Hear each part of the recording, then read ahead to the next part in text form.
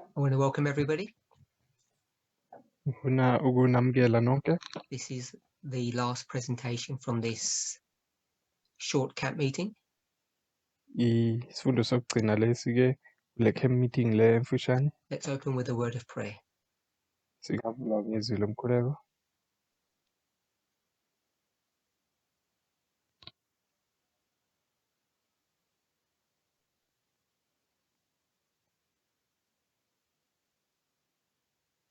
Dear God, we thank you.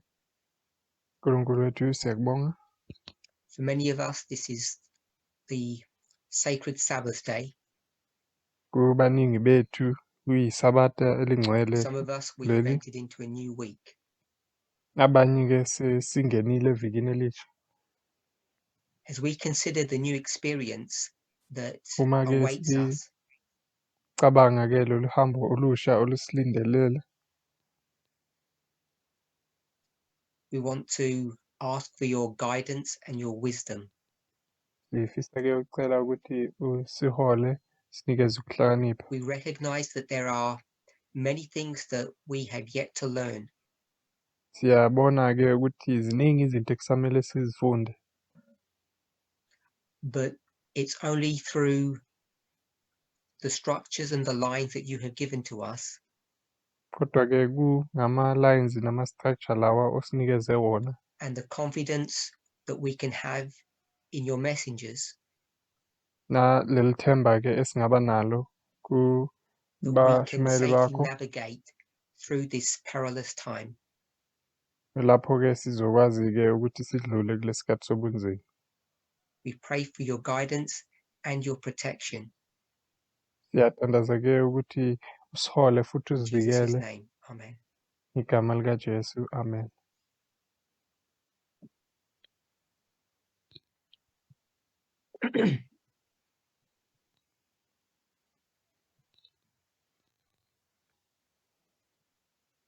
So I want to thank you for joining us. Ngifuna ukunibonga-ke ukuthi nibe nathi. This is part 2 of this weekend study. Ifundo-ke sesibili lesi kulezi zakule weekend le. And we're discussing Acts 27. Futhi-ke sizoxoxa ngo-Acts 27.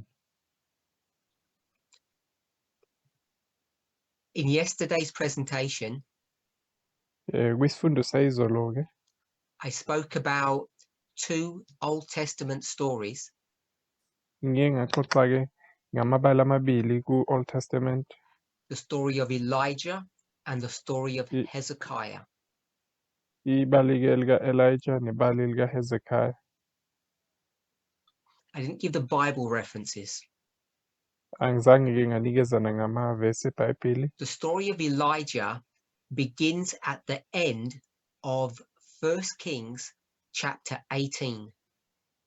Ibali-ke lika-Elijah liqala ekupheleni kwa-1 Kings chapter 18.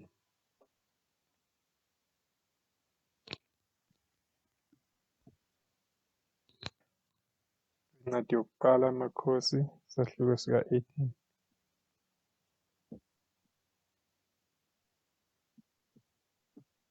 And the main story is in chapter 19.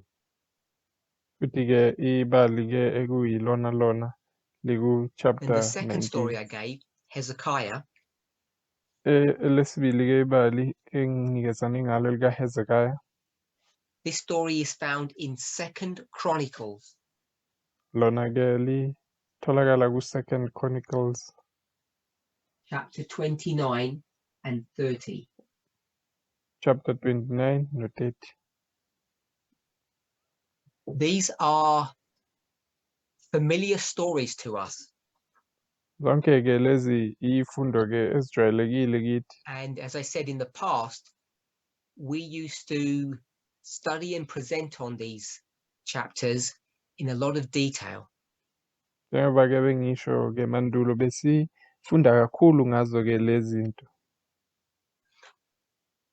I intimated the following point yesterday, Ngiye ngazama-ke ukuveza iphuzu but I want to reinforce it lelilandelayo now. izolo. Kodwa-ke ngifuna ukuliphinda-ke manje.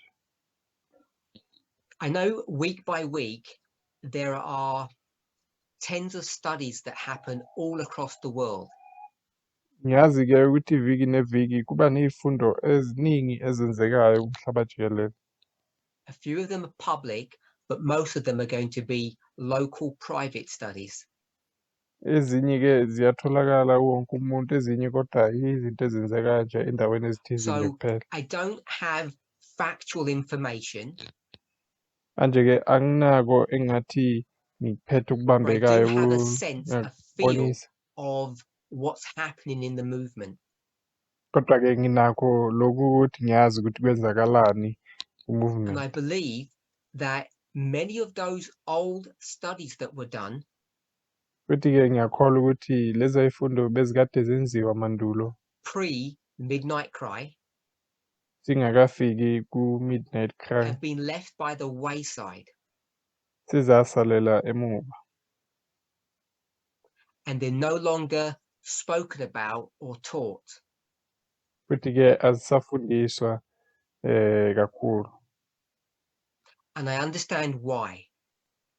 futhi-ke ngiyazwisisa ukuthi kungani. So this is not a critique, Manje-ke lokhu akusi ukuzama ukugxeka, but what I want to suggest, kodwa-ke into engifuna ukuthi ngiyibonise, first of all, that the core information in those studies of old was correct. ukuthi-ke kahle kahle le milayeza lapho kulezo y'fundo ibiqinisile yona. The symbology and what they meant, I think, is still valid for us today. Leyo mifanekiso nama-symbol lapho naloku kumele lokho ngicabanga ukuthi I'm kubalulekile certain nanamhlanje. that many of the applications that we made in the past are incorrect. Kona ngiyazi ukuthi ama-application amaningi esiwenzile mandulo-ke bewangaqondanga. And I explained why yesterday. Futhi-ke ngibonisile ukuthi kungani izolo. It's because in the past, Ngoba-ke mandulo le, because in the past we had ingoba-ke a mandulo mindset of understanding things literally. besinale ngqondo yokuzwisisa izinto njengoba zinjalo. And in our maturity, we have learned that that was incorrect. Ekukhuleni kwethu-ke sesibonile-ke So ukuthi yes, lokho some of the applications that bekungasikona. we were making were wrong. Kanjalo-ke yebo, amanye ama-application besiwenza-ke But bengasiwona. that does not negate the validity of those studies, in my opinion. Kodwa leyo nto-ke ayisho ukuthi lama-studies bezifundo besizenza bezingekho right. So the reason I'm mentioning this Manje-ke isizathu sokuthi ngisho lokhu is because we're in a history at the moment that's pre-Sunday law. ukuthi manje siphila kwisikhathi lapho sesiyofika kwi-Sunday law. Borrowing a phrase from the Spirit of Prophecy, Make ngasebenzisa amazwi abuya kwi-Spirit of Prophecy. we're in the history of the agitation of the Sunday law. Sikumlando-ke ongaphambi noma umlando okuthiwa uyi-agitation noma ukuxokozela kwe-Sunday law. And I'm going to put an A here for Ngizobeka agitation. i-A lapho-ke izomela i-agitation noma ukuxokozela. So the word agitation means to speak about in an excited and a vigorous fashion. Manje-ke leli gama elithi agitation lichaza ukuthi ukukhuluma-ke It means to shake, to ngokushukumisa agitate. noma ukunyakazisa into, And what's ukuyixokozisa. being shaken is a story, Manje-ke yini lokhu okuxokozisayo noma something ukushekwayo that's happening in society. kuyibali leli noma lento eyenzeka emphakathini. And it's, according to Ellen White, a prediction of what's about to happen in the future. Ngokuya-ke ngo-Ellen White-ke into esitshela ngezinto The ezizoyenzeka agitation of the ngaphambili. Sunday law is before the Sunday law. I-agitation le Sunday law ke iyenzeka ngaphambi kokuba ufike kwi-Sunday law. And what the people of God are able to do, Futhi ke lokhu abantu bakaNkulunkulu bakwazi ke ukwenza, and I'm defining the people of God in its broadest sense, futhi mangithi ke abantu bakaNkulunkulu la ngiyifaka bonke nje. according to the symbology on the board, it would be priests, Levites, and Nethinims. Ngokuya ke ngale mfanekiso esebhodini lapha kuzoba amapriesti, But ama-Levites several years nama-Nethinim. ago, I did a study Kodwa ke kule minyaka esedlulile ke bengike that was ngenza based upon isifundo a passage from the Great Controversy, ke besibuya kwisicaphuno lapha ku-Great where I laid Controversy. out what I think is an important logic. Lapho ke ngabonisa ke umqondo engicabanga ukuthi ubalulekile mina. The theme of the study was degrees of inspiration. Leso study ke besikhuluma ngekuhlukahlukana kwe-inspiration noma ukuphefumulelwa. Different qualities of inspiration. Ukuhlukahlukana kokuphefumulelwa noma i-inspiration. The focus or the conclusion of that study Kodwa ke la ibibheke khona noma iqonde khona leso simply study put, for leso the point that I want to make now, ukusibeka ke ngendlela ke engaba is that there lula were two types of prophets. bekuwukuthi kunabaprofita ababili abahlukene. The first type we'll say is us, Laba bokuqala abaprofita singasho ke sithi yithi the labo. stone of Daniel 2. Itshe leli lika Daniel 2. The 144,000. I-144,000. The second group, Bese kuba nale qembu leli the second lesibili group of prophets, abaprofita laba abanye. are journalists, Ngasho ke sithi labo those ama-journalists. who read the news Labo ke abafunda iy'ndaba. And when I say the news, I mean the events that are transpiring in front of them. Futhi mangithi ke iy'ndaba ngikhuluma ngale zinto ezenzeka phambi kwabo. Because that's what the news is. It's a factual event that's happening that gets reported on. Ngoba ke yiko lokho okuyindaba vele yinto eyenzekayo bese iyakhulunywa And noma when they report iya-reportwa. on that event, Futhi ke uma bekhuluma ke ngaleso we sigameko call that leso news. siyibiza ke leyo nto ukuthi yindaba. And what many journalists can see, Futhi ke into ebonwa ke ama-journalist especially those amaningi journalists that focus on opinions, kakhulu lama-journalist ke agxila kakhulu kuma-opinion. now in my opinion, there's a difference between a news journalist and an opinion columnist. They used to call it columnists. Kimi ke kunokwahluka phakathi kwama-journalist ajwayelekile nalawa ekuthiwa ama-columnist noma ama-opinion journalist. So for translators, the word columnist is developed from a newspaper where they would have a column on a certain page. Kulapho ke abatolikayo igama lelo lithi columnist libuya kulento ke yokuthi kwi-newspaper kube nendawo ekuthiwa i-column lapho bese babizwa ama-columnist. So I want to suggest that journalists and us are in step with one another. Manje ke ngifuna ukusho ke ukuthi ama-journalist nathi Because siyahambiselana we're both prophets. ngoba sonke siyabaprofeti. And the agitation in the public sphere is not done by us, it's done by journalists. Futhi ke lokuxokozela ke emphakathini noma emhlabeni awenzwa yithi awenzwa yithi. And that was the point of that study, to demonstrate that. Wenza ama-journalist futhi yiyo into besizama ukuyibonisa ngaleso study leso. So we're in the time of the agitation of the Sunday law. We know it's about to occur. Sikisikhathi lapho sixokozela Because iSunday of law the khona siyazi events ukuthi or the seyizokwenzeka news that is occurring today. ngoba sibona ngale zinto ezenzekalayo nale indaba ezivelayo namhlanje.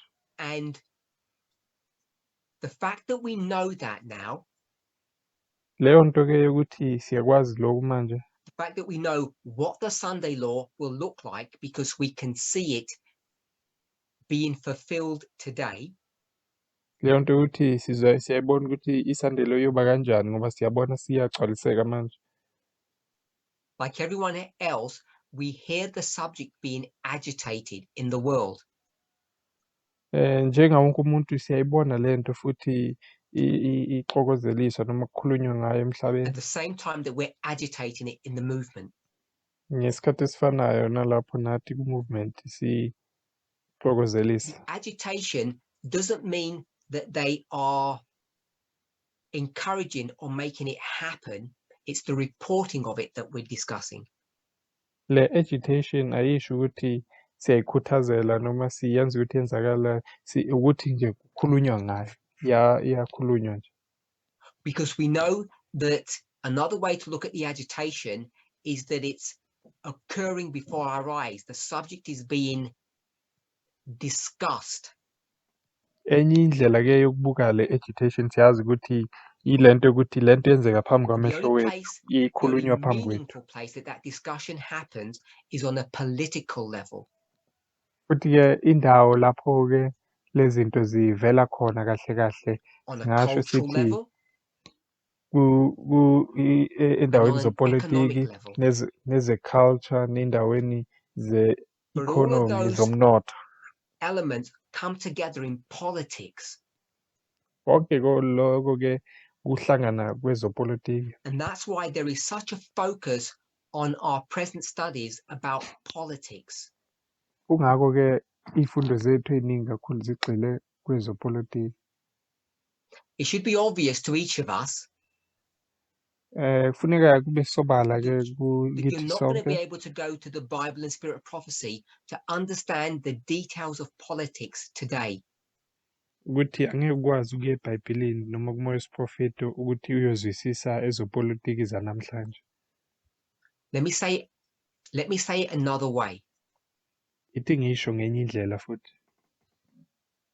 The only way we can recognize the agitation of the Sunday law and talk about it, shout about it, Indlela eyodwa ukuthi singazwisisa agitation yeSunday law namhlanje bese siyayimemezela. give a cry here, Siphane ngalesimemezelo. is by understanding what's happening in the world.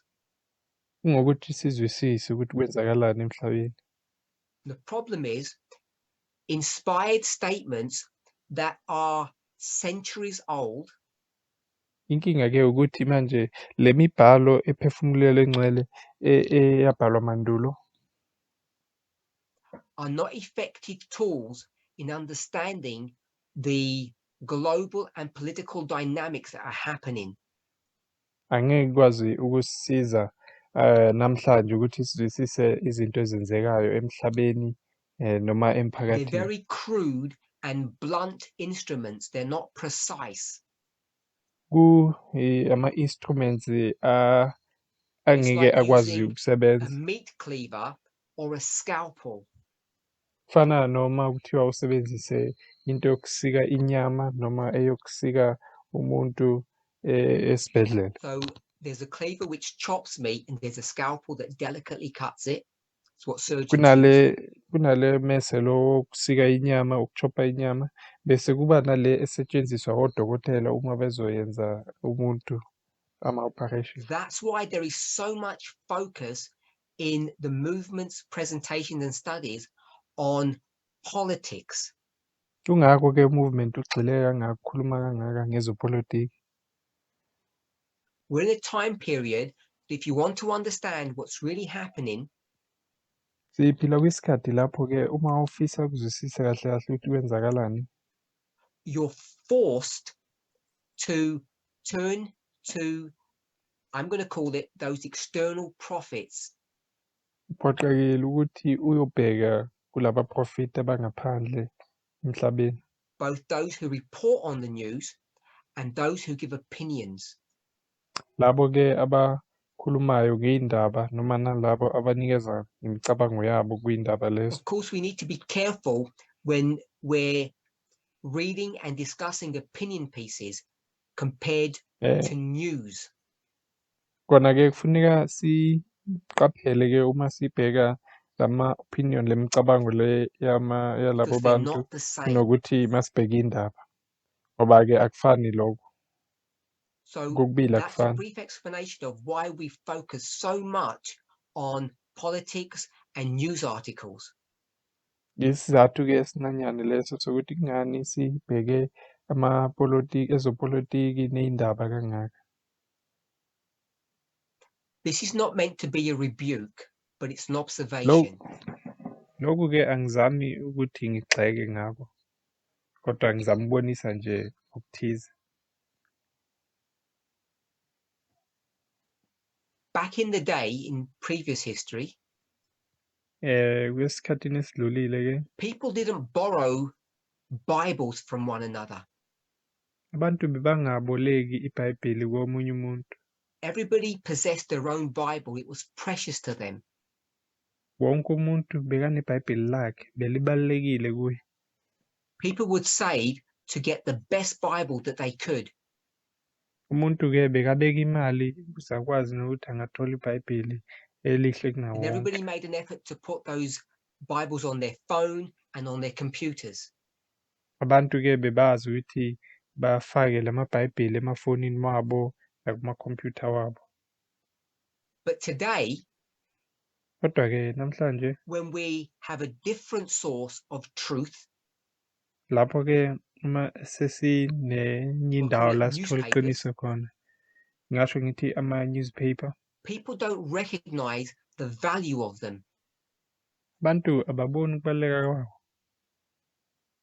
People are reticent to pay subscriptions to have access to them. Abantu abafuni ukukhokha nemali ukuthi bakwazi ukuba nazo lezi zinto.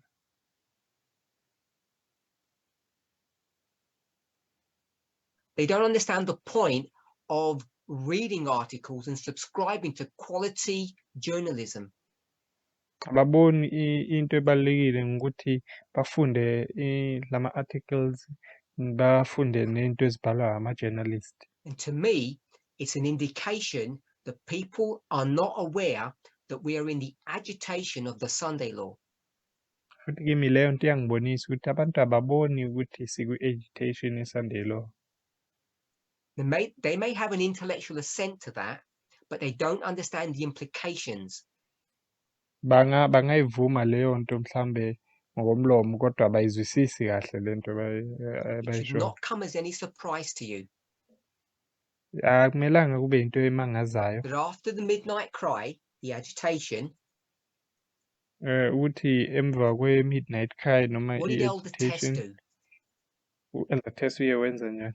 She immediately began doing Vesper studies. Uye waqala ukwenza izifundo ze-Vesper. And I'm not saying this to tell anybody off. Angizami-ke ukusho lokhu ukuthi ngigxeke abantu, but it's the same criticism that I used to hear in the past.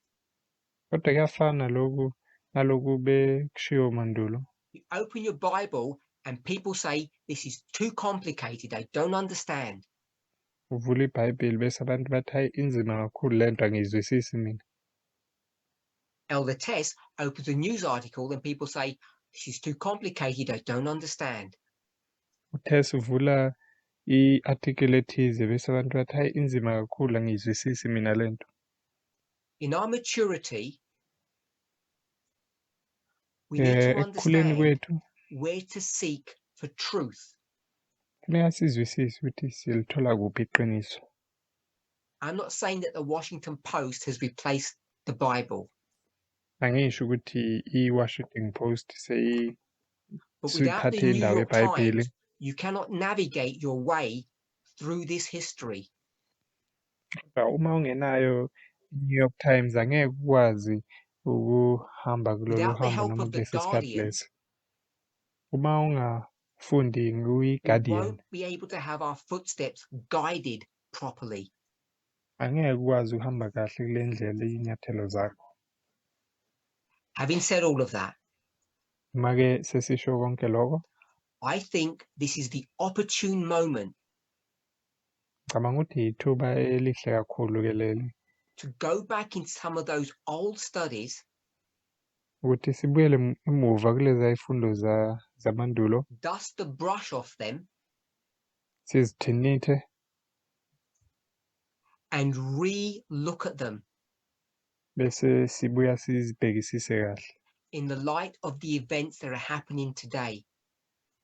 Sibheke ngaloko okwenzekayo-ke namhlanje. Because when those studies were done, maybe 6 years ago, Ngoba ngekathi lezo zifundo zenziwe mhlambe they le were minyaka pointing to this eyi-6 very time in edlulile which we're living. So we know the fulfillment bezikhuluma ngaso lesikhathi lesi esikuso manje ukuthi sikwazi ukubona uma zifezeka lezi just because we're living in this history doesn't mean we understand what's going on. kodwa-ke njengoba siphila kulesi sikhathi akusho ukuthi sesiyazwisisa konke And okwenzakalayo. what attests to that, what proves that point, Futhi into ebonisayo leyo nto ebonisa is lelo that phuzu vast swathes, vast numbers in this movement are still waiting. ukuthi abantu abaningi kulo movement basalindile basamile For what? bameleni. It was my question yesterday. Bekuwumbuzo wami-ke izolo, We're waiting for the Levites. balinde ama-Levites. Now, I asked people to give me some feedback of why they think the Levites haven't come in. Ngingabuza-ke abantu ukuthi bazame ukungitshela-ke ukuthi kungani ama-Levites angakangeni noma ngingafiki. And I got, what I want to do is I want to group the answers. I got a number of them into 3 categories. Into engifuna ukuyenza-ke ukuthi ngihlukanise lama-answer ngamaqembu. Ngithole There is some ukuhlukana overlap. kathathu. Khona-ke ngathi cishe kufane. One of the 3 was the one that I offered. Enye-ke impendulo engizitholile ile engiye ngaphana ngayo mina We're a spiritual movement. ukuthi siyi-movement Spiritual things must be wesimoya. spiritually understood. Futhi-ke izinto zesimoya kumele zizwisiswe ngokwesimoya. Now, even though I said, don't give me any negative answers, Noma-ke ngingasho ngathi abantu banganginikezi-ke impendulo ezi-negative I got them. ngiye ngazithola. But people cloak them in nice language. Kodwa-ke abantu-ke bazimboze nge-language enhle. Someone suggested, maybe we're wrong. There are no priests, Levites, or Nethinims. Omunye umuntu-ke uye wafakaza ukuthi mhlambe But I uye already said wabeka lo yesterday mcabango ukuthi mhlambe senza that we iphutha have awekho not made ama-priest any ama-Levites mistakes. nama-Nethinim. Kodwa bengisengishilo-ke izolo ukuthi asenzanga amaphutha. Acts 27 demonstrates that.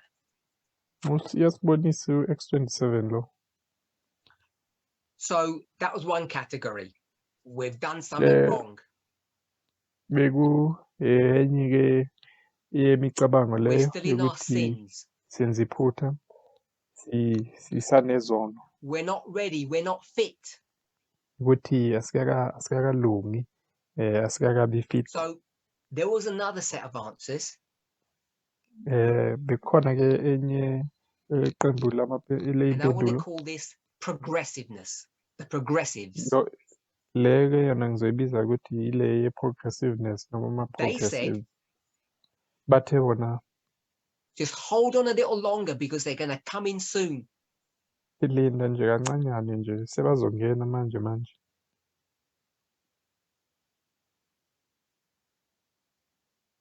That the reason they're not here is because we need a bit more time. Ukuthi-ke isizathu sokuthi bangabi khona manje ukuthi sidinga isikhashana nje esincane. Now, I want to challenge that view too. ngifuna-ke nokuyiphikisa naleyo-ke indlela We don't yokubheka. have any time. Asinaso isikhathi. The work has been done. Umsebenzi uyenzeka namanje. The line of the Levites is rapidly coming to its completion. Ilayini yama-Levites nayo seya ngasekupheleni. The Sunday law is upon us. I-Sunday law seyizofika. How do I know? Ngazi kanjani lo? Because the prophets are declaring it to be so. Ngoba abaprofeti bayasitshela lo. Read the newspapers. Funda ama-newspaper. The future is already being discussed in the events of today. I-future iyakhulunywa namanje kulezi zinto ezenzeka namhlanje. So we know the Sunday law cannot be far away. Siyabona ukuthi ne-Sunday law ayikho kude. So the third answer Impendulo-ke eyokugcina was that things won't appear as we're expecting them to be. ukuthi izinto angeke zenzeke ngale ndlela le silindele ngayo thina. So that's obvious because they're not here. Lokho-ke hhayi ngiyacabanga ukuthi kusobala ngoba siyabona ukuthi So abekho somewhere in namanje. our modeling, we have got a wrong concept of what the end of the world will look like. Shuthi-ke kuphi ey'fundeni zethu mhlambe yithi esibuka ngendlela engasiyona ukuthi izinto zizenzeka kanjani la ekupheleleni kwemhlaba. I want to read a Spirit of Prophecy quote. Ngifuna-ke ukufunda isicaphuno esibuya kwi-Spirit of Prophecy. It's from The Great Controversy, if you can begin to get to that book. Sibuya ku-Great Controversy uma ungafika lapho.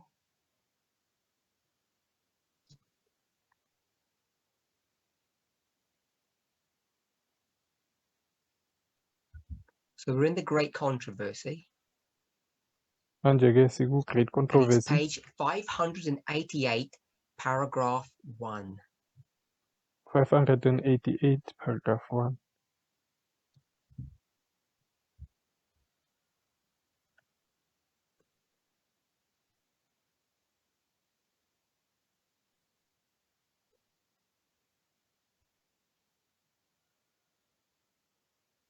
I've put it on the Zoom forum for translators. Ngiyibeke-ke group ya ku-Zoom lapho ukuthi laba So I'm abatolikayo going to begin bazoyithola. reading. I'll read the whole paragraph and then Ngizoyifunda-ke. it'll give the translators time to locate it and read after me.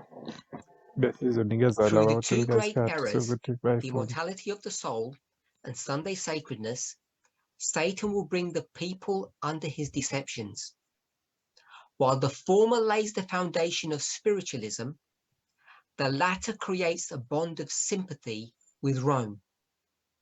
The Protestants of the United States will be foremost in stretching their hands across the gulf to grasp the hand of spiritualism. They will reach over the abyss to clasp their hands with the Roman power. Under the influence of this threefold union, this country will follow in the steps of Rome in trampling on the rights of conscience. Right, Controversy 588, paragraph 1. Kule mfundiso ezimbili engasiyizona le yokuqala yokuthi umuntu akafi uma efile nekhonza ngesonto uSathane uzoletha abantu abafake-ke ey'dukiseni zakhe abadukise. Le yokuqala ibeka-ke isisekelo se-spiritualism. Le yesibili yona iyenza ukuthi kube nokuzwana phakathi kwe-Rome. Ama-Protestants aseMelika kuyoba yibo abakhipha isandla sabo bayothintana noma babambane ne-spiritualism. Bazohambisa izandla zabo bazihlanganise nesamaRoma. Futhi-ke ngaphansi kwalokuhlangana lokhu okuthathu, i-threefold union, le sizwe lesi I mentioned sizolandela before that I iy'nyathelo did a study ze-Rome on journalists being ukunyathela prophets. amalungelo enembeza. ngike ngasho-ke ngathi lesi sifundo ngike ngasenza sokuthi ama-journalist ama-prophet And my aba-prophet good friend has just told me that that was done in a Brazilian camp meeting in 2020. omunye umngane wami-ke sekangitshelile ukuthi leso sifundo senzeka eBrazil ngo-2020 which I think was in February of that year. futhi ngiyacabanga ukuthi bekuFebruary kulowo nyaka. So, the great controversy quote Kanjalo-ke lesi sicaphuno saka-Great Controversy speaks about a threefold union. sikhuluma ngalokuhlangana kokuthathu. I want to read another quote now, Ngifuna ukufunda-ke esinye isicaphuno and manje. this is taken from Testimonies to the Church, Volume 9. Lokhu-ke kusuka ku-Testimonies for the Church, Volume 9. I'm going to assume that not every language has this, so I'm going to read this one out step by step. Ngiyacabanga ukuthi akusiwonke ama-language anako lokhu, so ngizofunda kancane kancane. Quoting, Ngiyayifunda-ke. the agencies of evil are combining their forces and consolidating. Le isetshenziswa-ke zikaSathane noma ezobubi They are ziyahlangana strengthening ziba for the munye last great crisis. zizilungiselela-ke i-crisis le Great yokugcina. changes are soon to take place in our world. Kusazokwenzeka-ke izinto eziningi emhlabeni wethu, The final kuzoshintsha okuningi. movements will be rapid ones. Futhi-ke lezi zinto ezizozenzeka So, the reason zizosheshisa why I kakhulu. have quoted these two passages from the Spirit of Prophecy Isizathu-ke sokuthi ngiveze-ke le caphuno zibuya kwi-Spirit of Prophecy is because it speaks about three entities, three powers coming together. ukuthi-ke ikhuluma ngale zinto lezi ezintathu ezizohlangana. They're consolidating, which means packing together and combining. Ziyahlangahlanganyela futhi-ke zizoba munye. So they're combining, joining forces, and coming really close so they become a single unit. Ziyahlangana ziba munye ziba into eyodwa. This is present tense. Into le ikhuluma ngento eyenzeka khona manje. And they're doing this in preparation. Futhi-ke lokhu And bakwenza by coming bezilungiselela. together, they become stronger. Futhi-ke uma behlangana-ke bayaqina. In unity, they find strength. Ngalokuhlangana-ke And bayaqina uma they're behlangana beba strengthening munye baba themselves qina. for the last crisis.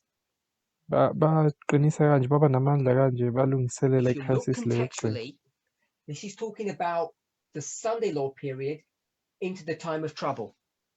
Uma uyibhekisisa kahle lento-ke ikhuluma nge-Sunday law nokuya kulesi sikhathi se-time of trouble. She says great changes will take place. Futhi-ke izinto And then it says the ezinkulu final movements will zisazokwenzeka be zishintshe. rapid. Bese kuthi-ke lezi zinto zokugcina zizokwenzeka ngokushesha. There will be an information overload. Kahle kahle kuzoba nolwazi oluningi lize libe nzima nokuluthola.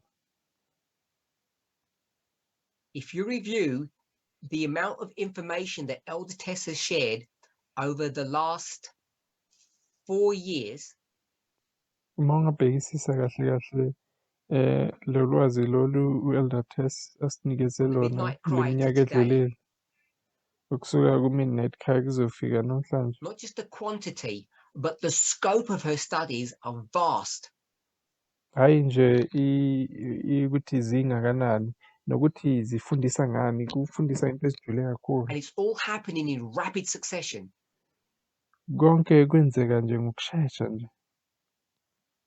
I want to suggest, Ngifuna-ke if we're waiting for ukuveza the ukuthi Levites to come and think it's going to happen soon, ukuthi uma sisalindele ukuthi ama-Levites ayeza kuzokwenzeka ngokushesha because the Sunday law is distant. ngoba i-Sunday law isekude. I just want to say that is wrong. Ngifuna ukubonisa lokho ukuthi-ke iphutha And I elikhulu say that kabi. in a strong fashion. It's wrong to have that, to hold that view. Futhi-ke ngisho leyo nto ngigxila kakhulu ukuthi kuyiphutha lelo, Great ku-wrong controversy. ukubheka izinto kanjalo. Great controversy. Ellen White speaks about two great errors. Ellen White ukhuluma-ke ngale mfundiso ezimbili ekungasizona. Immortality of the soul and Sunday ukuthi sacredness. umphefumulo womuntu awufi nokuthi kukhonzwe ngesonto. She attributes the former, immortality, Uthi le yokuqala-ke yokungafi with an ideology or a doctrine of what she calls spiritualism. oyihambiselana noma uthi ibuya kwi-spiritualism. And then she speaks about Sunday, Bese-ke ukhuluma nge-Sunday and she identifies that as the connecting link with Catholicism. bese uyabonisa-ke ukuthi lokhu kona Her uhambiselana focus of attention ne-Catholicism. is, she says, the Protestants of America, but I'm going to say Protestant America. Yena kahle kahle into azama ukuyiveza uthi ama-Protestant asemelika kodwa mina ngizothi ngithi eyi-Protestant. The Protestants take the initiative, Ama-Protestant yiwona-ke aqalayo, and the initiative is that they're going to join with spiritualism and join with the papacy. into-ke ebayiqalayo ukuthi bazohlangana ne-spiritualism bese bahlangane ne-papacy. And they can't do that Futhi-ke abakwazi ukwenza lo because there's a gulf between one and there's an abyss with the other. ngoba kunesigaba phakathi kwalo nalo. Both words are in the passage. Omabili lawo magama akhona-ke kuleso sicaphuna.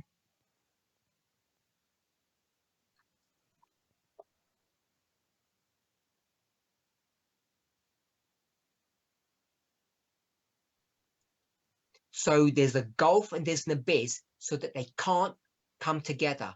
Nalo mgodi isigaba phakathi kwabo ukuthi bangakwazi ukuhlangana.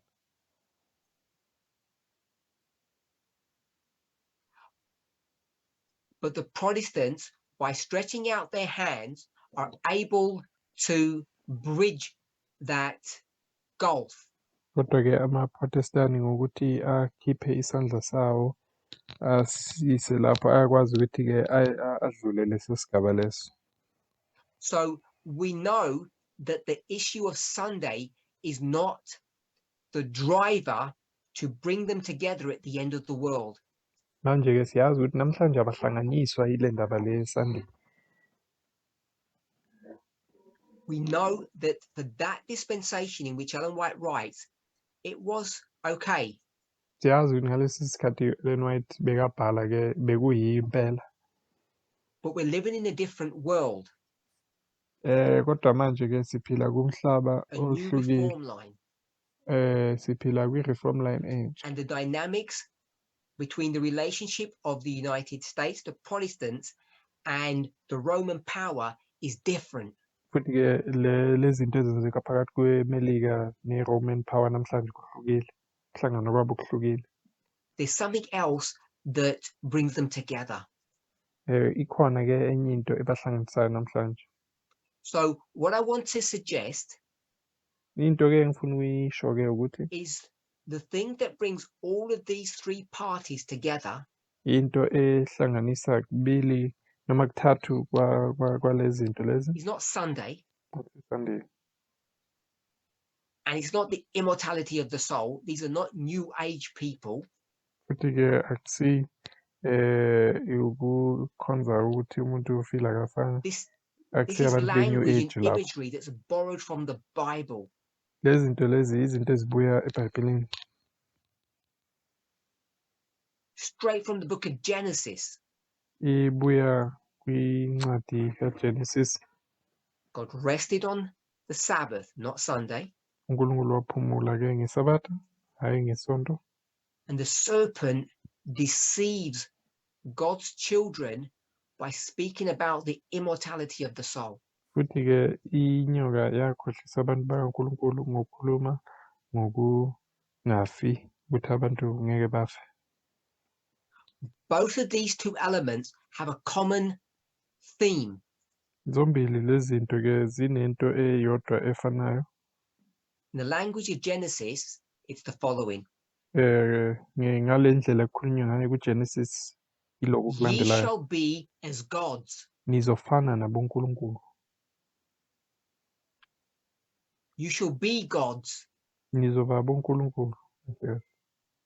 You can do things your way. You're in control. You're in Ningenza charge of your lives. ningenza izinto ngendlela eniyithandayo. Uwe ozibusayo, uwe ongayenza umathanda wakho. So today, Manje-ke namhlanje the thing that joins them together, if you look at what's happening in the world, into-ke ebahlanganisayo uma ubheka lokho kwenzeka emhlabeni is a word that we use frequently now in the movement. igama esivame ukusebenzisa kakhulu ku-movement. What binds these three groups together is a common factor or a common world view. Into ehlanganisa lamaqembu lama amathathu into efanayo noma indlela yokubheka umhlaba ngendlela efanayo. Spiritualism, Protestantism, and Catholicism. Spiritualism, i-Catholicism, ne-Protestantism. In the Bible, the imagery is different, but they're the same groups. IBhayibheli ikuveza ngendlela engathi ihlukile kancane kodwa kuyafana. The dragon, the false prophet, and the beast. Udrago, umprofeti wamanga, nesilo. And we all know the answer to my question. Futhi-ke siyazi sonke impendulo kulo mbuzo wami. The way they're able to bridge this gap Indlela-ke abakwazi ukuthi badlule lesigaba lesi. and it's the Protestants that are at the center of all of this. Futhi ama-Protestant-ke ayenza konke lokho. Is that they all share the same culture. Ukuthi bonke bane-culture efanayo. That's the word we use, culture. Igama-ke lelo-ke yilo I'll elisebenzisayo, phrase it a different i-culture. way. Ngizobiza ngendlela ehlukene. Their worldviews are so similar that they overlap. Indlela yabo yokuthi babuke umhlaba iyafana, icishe iba into enye. Now, there are always going to be differences, otherwise there wouldn't be three groups. Kona-ke bekuyohlala kuhlukene, banezinto ebangazibheki ngokufana, But kungako-ke their forces kwamaqembu have been amathathu. combined and they have consolidated, become one. Kodwa-ke bahlanganise amandla wabo, futhi-ke baba munye. They have one mind, as the Bible says. Banengqondo enye.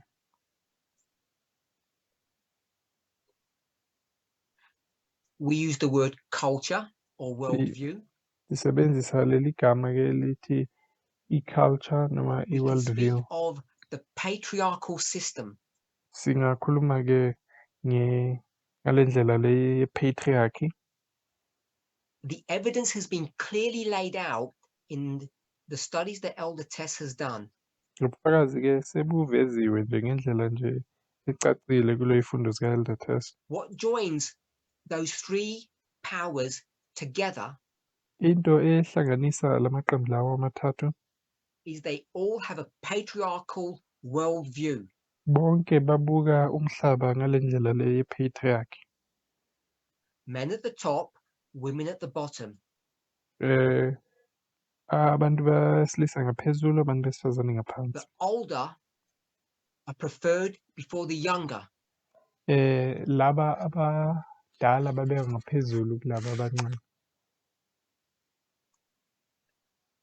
Racism is part of this patriarchal hierarchy. I-racism icwasa ngokwebala nako kuyingxenye kwalento le. you get alpha males, the top males, and all the males underneath them. Kuba nabesilisa laba abangaphezulu bese kuba nalaba besilisa abangaphansi.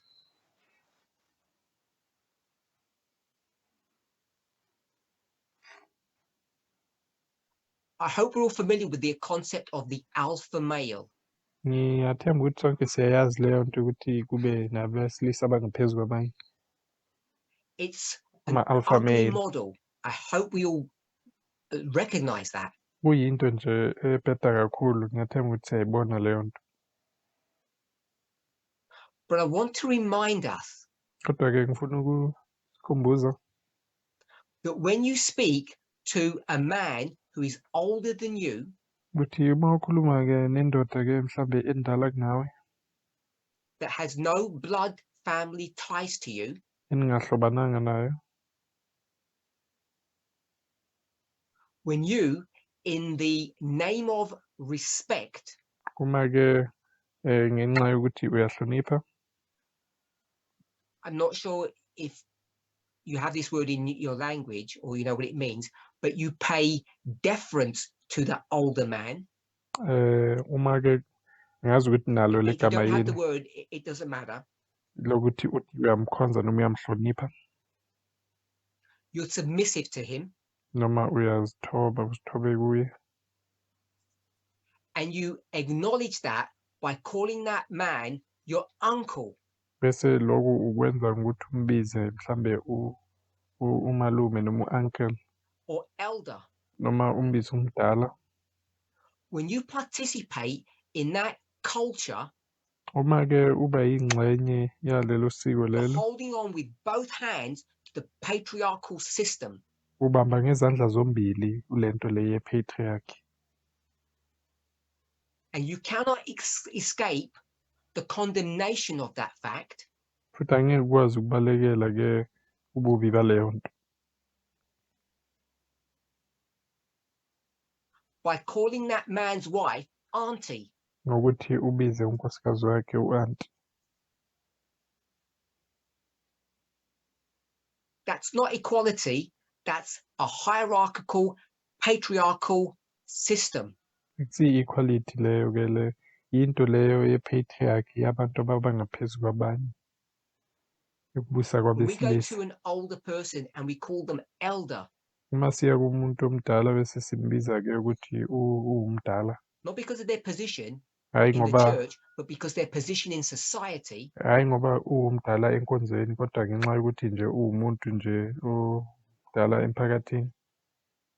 we are participating and acknowledging the patriarchal system. Siqhubekisa leyo nto futhi siyayivuma leyo ukuthi kubuse abantu besilisa babe ngaphezulu. And we're part of the threefold union. Futhi-ke siba yingxenye ye-threefold union. You could go to the home of any one of those three people, Usangaya-ke kwikhaya la noma umuphi walabo abathathu, an atheist, um-atheist, a Protestant, or a Catholic, umprotestant noma umkatolika, and their homes would be the same. They would operate in the same way. amakhaya abo ayafana, bayasebenza ngendlela efanayo. Now, if you were to ask those people, Uma ungababuza-ke lapho abantu, the three groups, lamaqembu amathathu, ask a Catholic who's being honest with you, ubuze mhlambe umcatholic ongakutshela iqiniso, if you already acknowledge and see in your mind that they have joined forces, uma uyibona leyo nto-ke engqondweni yakho ukuthi bahlanganyele bamunye, ask them the following question. babuze-ke lo mbuzo lo olandelayo, Is there salvation in atheism? ukuthi ngabe kukhona yini ukusindiswa kwi-atheism? Is there salvation in Protestantism? Ngabe kukhona yini ukusindiswa ku-Protestantism? And if they're not being politically correct, they will tell you, of course there isn't.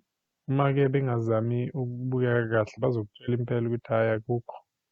There's only salvation in Catholicism. Ukusindiswa ku-Catholicism nje kuphela. Ask an atheist. ubuze nom-atheist. You know that I'll use the word dislike or disagree with Protestants and Catholics because they do not believe in God. Siyazi ukuthi abazwani noma bayaphikisana nama-Catholics ngoba abakholelwa And the Protestants will say kuNkulunkulu. atheists are lost, Ama-Protestant wona azokutshela ukuthi ama-atheist nje badukile nje. and they don't agree with all of the pageantry and the errors of Catholicism. Futhi bavumi lezi zinto-ke ezenziwe lobucebecebe obenzwa So my simple ama-Catholic. question, Manje umbuzo wami ulula nje. are these three groups friends? Ingabe la maqembu la amathathu abangani yini? Do they like one another? Bayathandana yini? Do they believe in one another? Ingabe bayakholwa omunye kulo omunye? Do they uphold the views of one another? Ingabe bayazivuma iy'fundiso zalaba abanye? And the simple answer to all of those questions is no. Impendulo nje into elula ukuthi cha. They hold the other groups in contempt. Abavumi futhi abakuthandi lokufundisa kulamanye amaqembu. So they're not friends at all. Abazwani lutho nje. So either these passages are untrue, Manje-ke kusho ukuthi mhlambe or we're not in that history and it's about to happen in the future, futhi lecapho mhlambe amanga noma sikayafiki kuleyo umlando izokwenzeka phambili. or our understanding of what this combining and consolidation will look like is wrong. Noma mhlambe indlela yethu ukuthi sibheke lezi zinto yithi esenza iphutha. Now, it's not a coincidence that there are three entities. Manje-ke akusiphutha ukuthi kube namaqembu amathathu. Because on the board, there are also three entities Ngoba nasebhodini kunamaqembu amathathu that will all combine, azohlangana that will all consolidate, abe munye asondelane and that will strengthen themselves for the last great crisis. futhi azozilungiselela lesigameko esikhulu sokugcina. And there is a gulf and an abyss between them. Futhi-ke kunalesi sigaba phakathi kwabo. So if you just take the parallel, I'm going to call it of the external, Uma-ke ubheka-ke mhlambe uqhathanisa nalokhu kwenzeka ngaphandle, with the internal, uqhathanisa nalokhu kwenzeka ngaphakathi and ko-movement, compare them, bese uyaqhathanisa. you can begin to see what is going to happen with the relationship between these three groups. Uzobona-ke ukuthi ubudlelwano balamaqembu lawo amathathu buyoba njani. You're not going to get a Sunday service at a Protestant church Angeke uthole enkonzweni yama-Protestant ngesonto ukukhonza and all these atheists are going to pour in through the door and sit down and listen. bese kufika ama-atheist nje amaningi ahlale phansi alalele. What binds them together is their world view, Into ebahlanganisayo benza munye indlela ebabuka izinto ngayo. but they're all doing their own thing in their own way. Kodwa bonke bayenza into yabo ngendlela yabo. And I'm suggesting it's the same with these groups. Futhi nami ngizama ukuveza-ke ukuthi kuyafana na kulamanye amaqembu This la. idea that they're all going to pour into our fellowships and our numbers are going to swell and it's all going to look rosy and beautiful, I believe is wrong. Le ngqondo-ke yokuthi bazofika babe baningi bangene ey'nkonzweni zethu kube mnandi, ngicabanga ukuthi siyenza iphutha lapho, i-wrong. What brings these people together is their culture, Into eyenza ukuthi labantu babe munye bahlangane i-culture yabo, their worldview. indlela yabo yokubheka umhlaba. Now, culture is a big subject, I-culture-ke and there are many things iba yinto that enkulu we, nje. culturally speaking, would not agree with. Futhi ziningi izinto uma sikhuluma nge-culture mhlambe singeke sivumelane ngazo. Speaking about the priests, Levites, and Nethinims. Sengikhuluma ngama-priest, ama-Levites But nama-Nethinim I'm la. suggesting Kodwa-ke ngizama that as ukuveza they ukuthi see the events unfolding, uma belokhu bebona lezi zinto igameko ezenzekalayo, the three groups are seeing things in the same way. la maqembu amathathu azobe ebona izinto ngendlela efanayo. You already know that. Siyakwazi futhi lokho.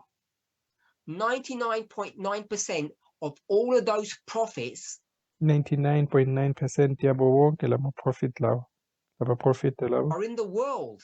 basemhlabeni, They're not in the church. abekho la enkonzweni.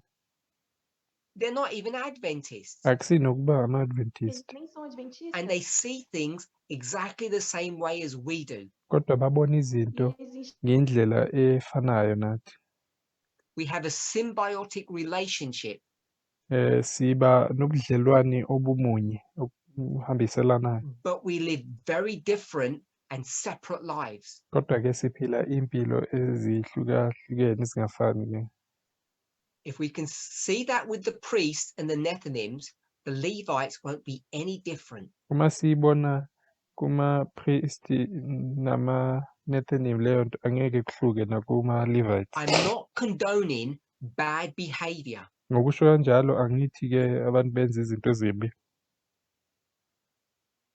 I'm not saying it's okay to hold on to wrong ideas. Angisho ukuthi abantu babambe imfundiso ekungasizona. I'm not saying there's safety in rejecting the midnight cry message. Angisho ukuthi abantu baphephile uma bephikisa These are umessage all a we-midnight death cry. sentence for the individual. Konke lokhu kuyinto engakwenza ukuthi umuntu alahlekelwe umphefumulo wakhe. But this is the movement of success. Kodwa-ke lo movement-ke movement You we-success, may not believe it, ukuphumelela. Mhlambe angeke ukukholwe-ke wena lokho. but the individual members in this movement Kodwa-ke abantu kulo movement ngamunye ngamunye are not worse today than they were yesterday, last year, or 5 years ago. abekho worse namhlanje njengoba bebanjalo kule minyaka izolo, kulo nyaka odlulile noma iminyaka Besides emihlanu edlulile. those who are growing, Ngaphandle kwalabo-ke abakhulayo, the others are just stagnating. We're as bad as we've always been. abanye-ke bame ndawonye bayafana nje ngoba bebakade banjalo nje. But as we understand the sinfulness of sin, people look worse than they did in the past. Uma-ke sizwisisa kodwa-ke ububi besono, umuntu ubukeka emubi kunamandulo. One thing the story of Acts 27 teaches us Into-ke esiyibonayo noma u-Acts 27 asifundisa yona sobala nje, is the distinction between the institution and the individual.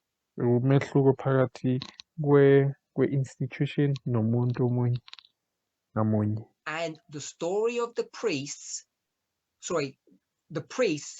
are an institution. It's the Church of God.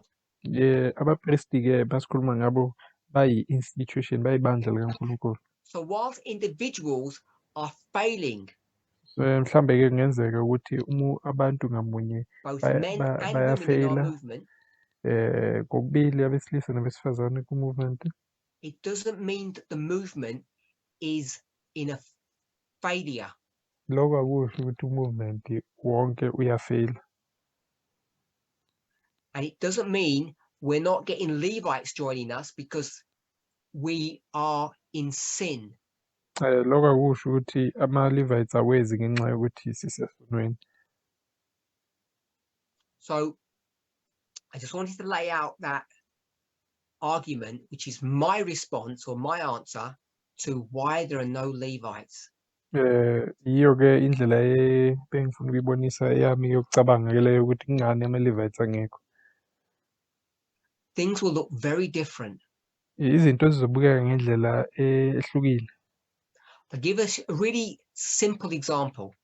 Ngizonipha-ke mhlambe umzekelo Why olula. was 1884 such an important year?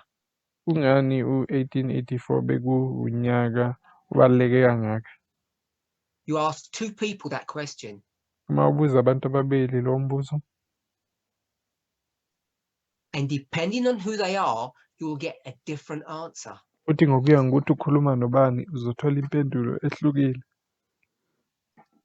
You could be in this movement from 1989 Kungenzeka ukuthi to 2018. ube kulo movement kusuka ngo-1989 kuya ku-2018. I think that's 29 years. If my math Ngicabanga is ukuthi right. iminyaka ewu-29 leyo uma ngibala kahle. And ask any priest, why is 1844 so important?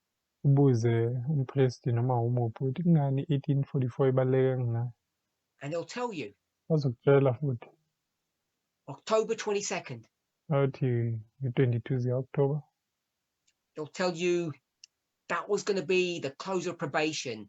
The second advent was going to happen. Bekuba kuvala umusa lokho uJesu bekazobuya kwesibili. The Day of Atonement.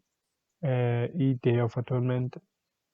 But if you ask another person, Kodwa-ke uma ubuza omunye umuntu, they will tell you bayokutshela Eles vão te dizer that 1844 was perhaps the pivotal moment in American history.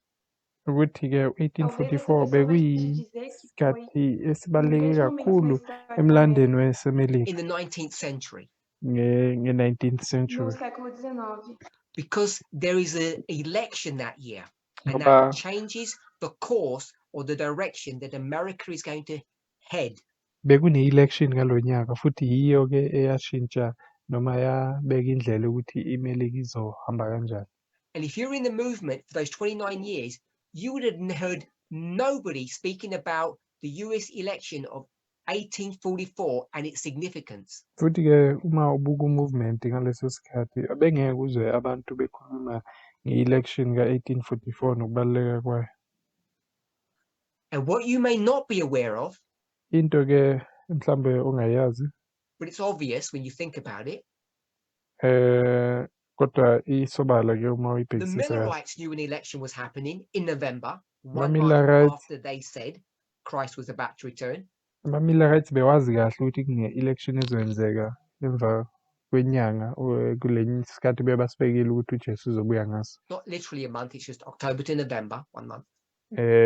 Bekuyinyanga usuku ku-October kuya kuNovember. And what was their argument? Futhi-ke bebathini-ke bona? You could Ngalokho. ignore the election because it's not going to happen. Bebathi akunandaba ungayinaki i-election ngoba angeke yenzeke. The world is going to end before the election comes, so we don't have to worry about it. Umhlaba uyophela i-election ingakenzeki nokwenzeka manje ungabi nindaba nayo. So there has been an enormous change in the views and understanding that this movement has of end time prophecy. Kubeke nokushintsha kakhulu-ke ngale ndlela le movement ubuka izigameko noma isiprofito sanamhlanje We're ngayo. not a movement of failure. Futhi asiyi movement yefeyile.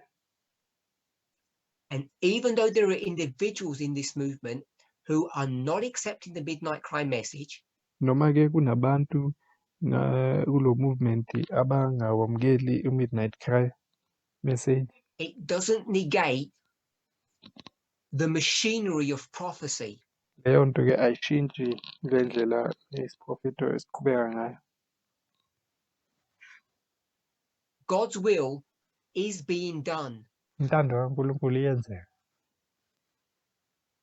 as is Satan's, Iyafana nekaSathane nayo and iyenzeka. the forces of good and evil are consolidating.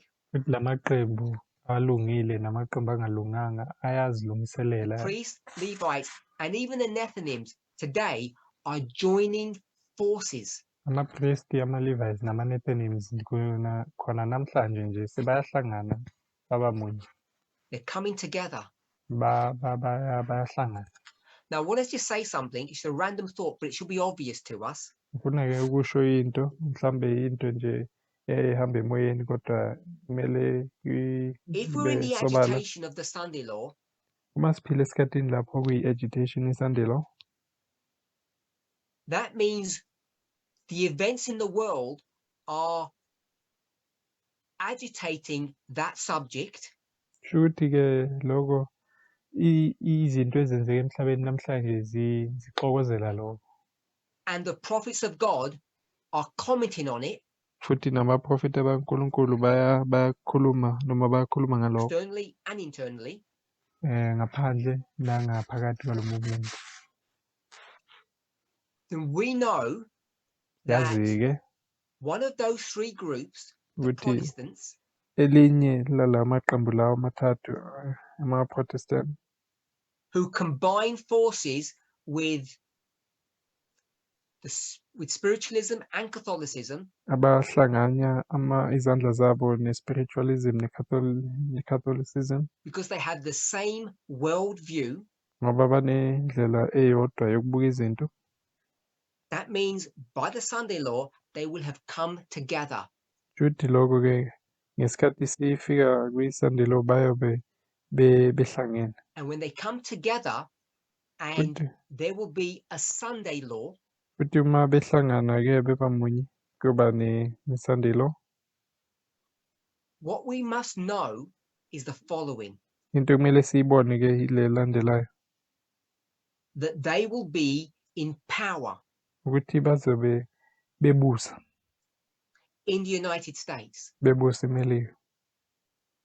Spiritualism, Protestantism, and Catholicism will be in power because that's the only way they can enforce the Sunday law. I-spiritualism, Catholicism ne-Protestantism bazabe bephethe noma bebusa eMelika ngoba yiyo kuphela indlela bangakwazi ukuthi baphoqelele abantu lezi zinto.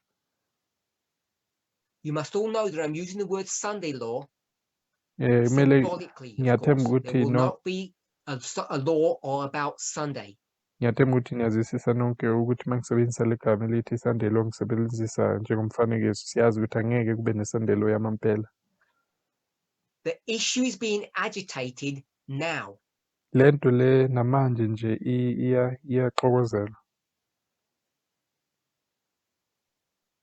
Both in the wider society Ngisho nangaphandle across the world, emphakathini emhlabeni wonke, particularly in America, kakhulu-ke naseMelika, and the midterm elections futhi-ke nama-midterm elections are a component of this story. eyingxenye yalo lebali leli. And so what I'm saying, Manje-ke into engiyishoyo that in the Sunday law history, ukuthi ngesikhathi se-Sunday law we know that the Republican Party has to be in power. siyazi ukuthi i-Republican Party kumele ibibusa. This is not speculation. We already have enough information to demonstrate that. Akusukuthi nje siyayicabanga nje lento, ubufakazi buningi kakhulu obubonisayo ukuthi They kuzoba already had a njalo. dry run, a practice earlier. Sebake bayizama futhi leyo nto bake bayenza kuqala. The presidency of Donald Trump was a practice run for the real thing. Ukuba upresidency kaDonald Trump bekufana nokupractice belungiselela yona leyo We know nto-ke. that the Democrats are in power at the moment. Siyazi ukuthi ama-Democrats namhlanje okwamanje yibo So there ababusayo, has to be a transfer of power. kodwa siyabona ukuthi kuzoba nokushintsha balowo mbuso. And the transfer of power happens every 4 years in the United States. Lokhu kushintsha-ke kokubusa lokho kwenzeka emva kweminyaka ewu-4 So njalo we know it eMelika. either has to happen in 2 years or 6 years. Kanjalo-ke siyazi ukuthi izoyenzeka emva kweminyaka ewu-2 noma ewu-6. We can glean all of this from the agitation and from those inspired passages that we've read. Konke lokhu-ke singakubona kusuka kwi-agitation noma kule yicaphuno ezi-inspired esizifundile. But we can also see it in the line of the priests, Levites, and Nethinims. Enye into esingayibona-ke Kwiline yama-priest nama-Levites nama-Nethinim. We're in this history, Sikulo mlando angithi. and we can see the experience of the Levites and the Nethinims, Singabona-ke izinto ezenzeka kuma-Levites nakuma-Nethinim. and we are combining and consolidating our forces Futhi-ke siyahlangana siba munye on ngey'fundo the zethu. test. Ngale We are ndlela combining nge-test our eyanamhlanje forces and strengthening. siyahlangana siba munye siyaziqinisa. But I don't believe we're going to be coming together in the way that many of us are expecting. Kodwa-ke angicabangi ukuthi sizohlangana ngale ndlela le abaningi abalindele ngayo.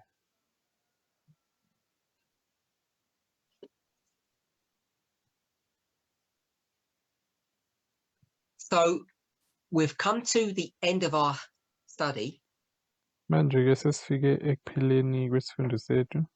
and there was still at least 1 or 2 points more that I wanted to bring up in the story of Acts 27. Futhi-ke bekusase nemaphuzu athize bengisafuna ukuwaveza kule bali ka-Acts 27. So if I and you can hold on to our thoughts Manje-ke mhlambe-ke uma mina nani ningabambelela kwimicabango yenu until we meet again together, sizohlangana futhi. and if I can remember the trajectory that I'm going down, the next time I present, I'll try to continue this study. Futhi-ke uma ngingakhumbula nami le ndlela bengihamba ngayo imicabango ngizobuya ngiqhubeke ngaso lesi sifundo.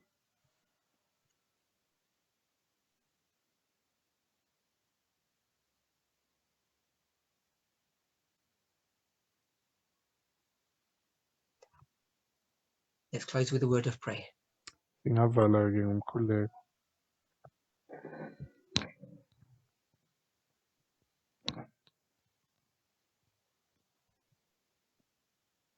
Holy God, we thank you. uNkulunkulu wethu ongcwele siyakubonga. I thank you. Ngiyakubonga mina. As we come together as your people, Masihlangana njengabantu bakho as an institution, njengebandla we also come as individuals. siyabuya kuwe futhi njengamuntu ngamunye. Individually, may each of us examine our lives Umuntu ngamunye ake azibhekisise azihlole impilo yakhe. understand the test that is not only before us, but Azwisise-ke is present with us. le test ngathi engekho kuphela nathi manje futhi ngaphambi kwethu. The test of patriarchy.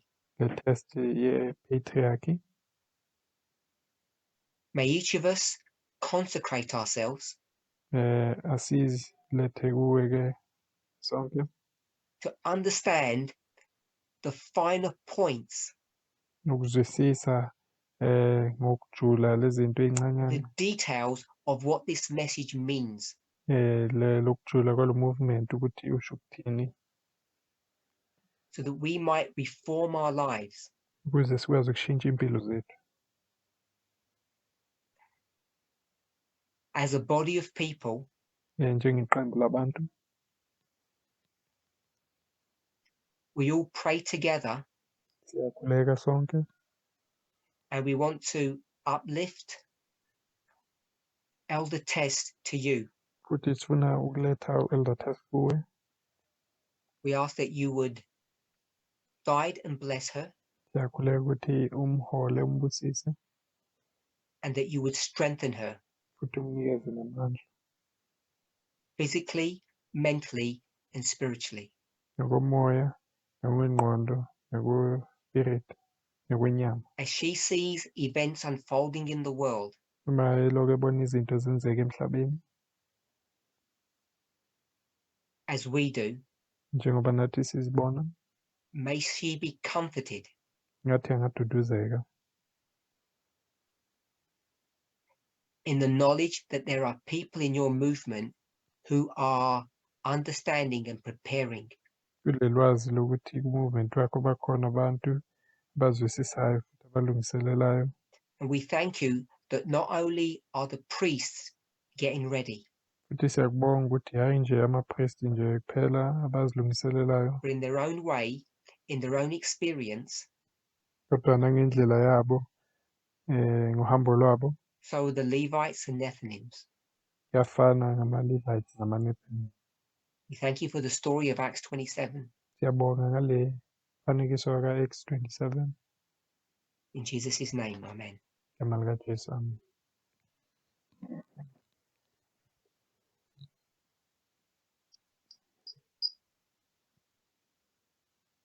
I want to thank you, each of you. Ngifuna Je nibonga nonke. voudrais vous remercier tous. It's been a real blessing seeing faces and fellowshipping with you. Bekuyisibusiso C'était ukubona vraiment un nonke réel, futhi nokukhonza nami. une bénédiction d'adorer ensemble. Bye bye. Say bye to everybody. Bye bye Alors, wonke au umuntu. revoir tout le monde.